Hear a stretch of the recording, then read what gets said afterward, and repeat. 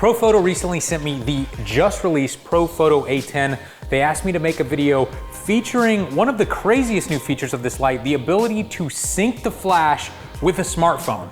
Now, in the past, you needed a physical shutter to make this happen on any camera, and this especially would not work on a smartphone, but somehow Profoto has figured out a way to sync a real flash, not LEDs, a real flash with a smartphone. So I was trying to figure out what I could do for this video, and I think I have the perfect idea. World famous architectural photographer Mike Kelley is coming over here in about 1 hour, and we're going to be filming a Critique the Community where we're critiquing incredible architectural photography. What I'm going to do is I am going to shoot this kitchen in our Airbnb right behind me using a smartphone and this flash. I'm then going to use Mike Kelley's techniques. These are techniques that he taught me how to do. I'm going to put this all together in Photoshop and then sneak it into the critique. Let's see if he can figure out if this was taken with a smartphone or not. 3, 2, 1. What? Come on! So I've mounted my cell phone to this tripod. That's very important for this style of shooting because we're gonna be compositing a lot of different images together. In the Profoto app, I can change all of the camera settings that you would expect to find on a DSLR. I can zoom in using my extra camera because this is an iPhone 10. I can change my white balance. Not only can I change the Kelvin temperature, I can also change the tint as well, which is very impressive. Luckily, this Airbnb has new high-tech LED overhead lights, which produce a very consistent color tone, so we're not gonna have too much trouble there. I'm going to choose a low ISO of around ISO 50, and then I can change my shutter speed. And shutter speed shouldn't matter as much, especially on a DSLR. You could do very long exposures, but here I'm going to be shooting around 1/50th of a second. For right now, I'm going to turn the flash off using the app, and I'm just gonna take a test shot here. All right, this shot's looking pretty good. I'm going to darken it up just a little bit and then turn on my flash. I'm going to set my flash to full power, and let's just see how it works. And then I'm going to set the timer on my phone to 10 seconds. And let's go. And I'm gonna jump into frame and let's see what this looks like. At full power, this thing is surprisingly powerful, too powerful in fact, so I'm going to tone it down a little bit. I have manual control over the flash in this app, and I'm gonna choose around level 7, and let's try again. Okay, I think I've got my power set. Now I'm going to go in and pop the light in a few different places to get different lighting that we can composite all together in Photoshop. For this shot, I'm going to kind of stand right in the middle of the kitchen and just light up these cabinets a little bit more. Now I'm going to turn the power down a little bit, and I'm going to do direct lighting on a cabinet. I think I can create some interesting shadows if I direct the light downward. I'll show you what I mean. For this shot, I want to create a nice hard shadow there. So I'm going to hold this light up high and just fire it at an angle. I think these chairs and the underside of this countertop could use a little bit of light. I'm gonna light it from both sides, and then we'll decide what I like more once we get into post. Now, Mike Kelley ends his shots in the exact same way every single time. I remember this from shooting all of his tutorials. You always have to bracket at the end of your shoot. You never know what you might need. So I'm just going to shoot 4 different images here from dark to light, just to give me options when we get back into post. All right, I think we have all we need. Let's head in Photoshop. Okay guys, I have brought 6 different files into Photoshop. You can see them all here. Each one has slightly different lighting. The first thing I'm going to do is hold Shift and click on all of these layers and go down to Edit, Auto Align Layers. I'm just gonna leave it on auto and click OK. Remember that the iPhone was on that rickety little mount, and so each time I pressed it, it was shaking a little bit. That's going to make each one of these layers not fit perfectly. Align layers will bring them back together. All right, so let's start down here with layer 0, the first shot here. As you can see in the upper right, it's a little bit too bright, but for the most part, on the left side of the frame, I think this is the overall best exposure. I'm now going to blend these other 5 shots into this one. So as you can see in the second shot here, when I appear out in the middle of the kitchen, we're getting a little bit better lighting on this cabinet here. I'm going to blend that into this shot. I'm going to click on this layer. I'm going to hold Alt and click on the layer mask button.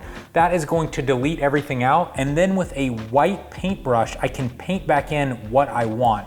Now, as you can see, I have this set to opacity of 22. So it's just gonna do a little bit each time I click. The other thing that's a little bit dark here is the oven. So I can just click on this and add a little bit of light back to this as well. And maybe the cabinets down here as well. So you can see we can flick that on and off, and I think that does look better. Now on the third layer here, you can see I've got a strobe light hitting the chairs in the front.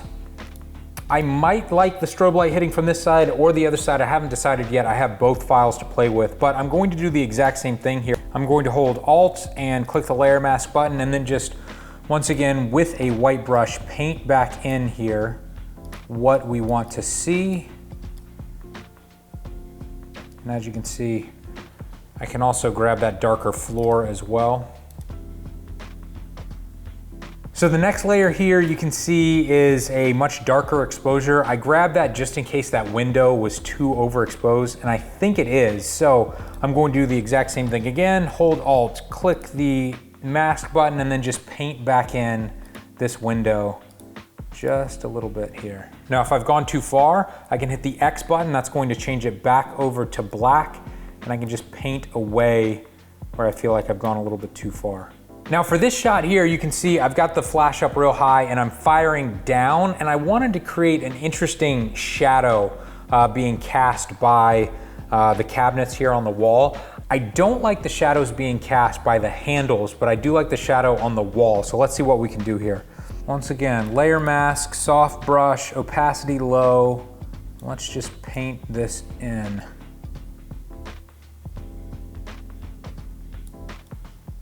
All right, this last shot here might just be a natural light shot, I'm not sure. And there's a few things that I like about this. First of all, you'll notice on what we're editing right here, it's way too bright on the right side, especially the refrigerator. I'm gonna go ahead and use this layer here to paint back in the fridge and make it darker. Same thing again, hold Alt, click this button here, and let's paint in this fridge. All right, obviously this cabinet in the upper right is way too bright as well. I'm hoping that I can just lower the opacity and reveal a little bit of that layer below.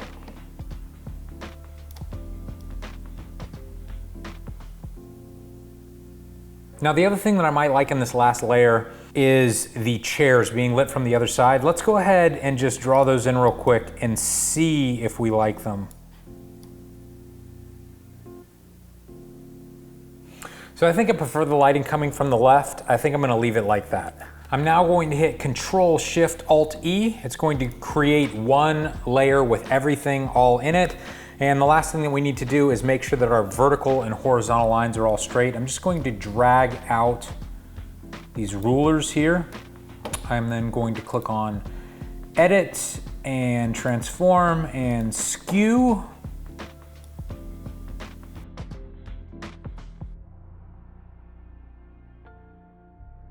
And I think that looks good. And the final thing I'm going to do is give this a crop. I'm going to give it a 4x6 or 2x3 crop.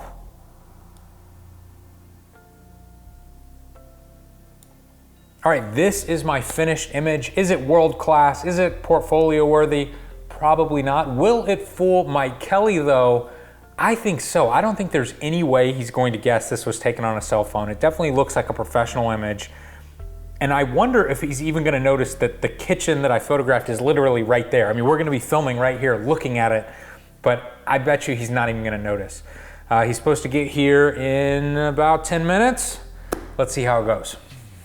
Hello and welcome to another Critique the Community. We are here with the world's finest architectural photographer, Michael Kelley. This is my grandmother, Michael Kelley. I don't know, I thought it sounded more Michael, official. get over here. Yeah. I think this is a very nice photograph.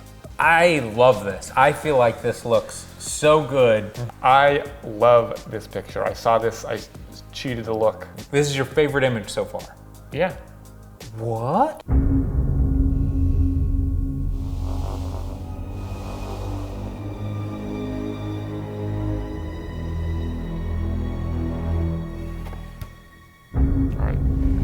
Are you ready? I'm ready. 3, 2, 1. What? Come on! Let me explain.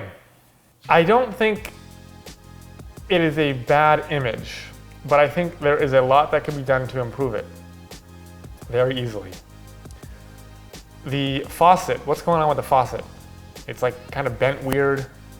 It doesn't, it's not, Well, it's maybe very that's the way the incongruent with the rest of the faucet image. looks. The receptacles and the plugs on the wall How could have been photoshopped out, could have been hidden with the plant. You think the plant's not centered underneath the cabinet over here? maybe it's hiding a receptacle right there? I don't see one, but Exactly, it's done its job. why do you think this is a 4? Now keep in mind, like Parrish and Vladimir had 4s.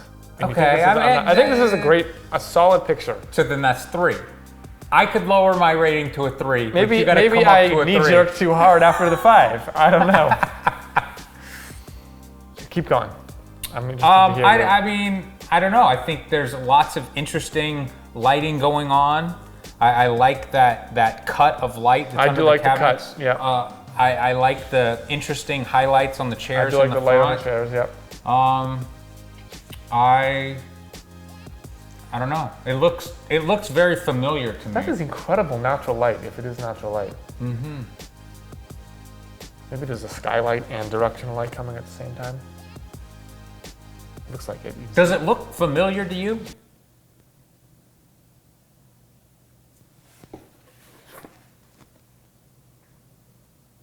You're such an asshole. This is the kitchen right here. I knew it was a bad picture. So, yeah, we're literally looking at this photo right here. Was that natural light? No. I knew it. No, it's not natural light. It's a good shot of a boring space. I didn't want to offend anyone, but now I can. Now I know who it is. So So I actually took this on my cell phone. with the Pro Photo, whatever it is, right? Mm-hmm. And yeah, no, it almost looks like an IKEA catalog or something, doesn't it? IKEA's got some pretty damn good photography. And I was gonna CGI. say, it almost looks like a render because the grain in it or something. Yeah. It does So have a little I funk. shot with the telephoto lens on the phone, which doesn't Yeah. look as good as the Right. normal lens, but it added this weird grain to the image that I don't mind. I thought it's kind of interesting. Yeah, I actually really love the light down here on the chairs. So I knew that there was some uncanny valley happening with this. All right, so that didn't go quite as expected. I got 2 stars at first. I think Mike ended up switching it to 3 stars at the end. He admitted it was good for what I had to work with. I'm not shooting some multi-million-dollar kitchen here. It's just a small apartment kitchen, but hey, I think I did pretty well for the amount of time that I had. And then of course, because I'm shooting on a freaking cell phone, I think the shot looks all right. So obviously I'm not gonna be switching from my Nikon D850 to my iPhone anytime soon for important architectural gigs. However, it is incredible to see how quickly technology is moving. If all pro photos in the future can sync with smartphones and smartphone cameras are getting better and better every single year, there may come a time very shortly where I will start shooting more professional gigs with my iPhone. Who knows?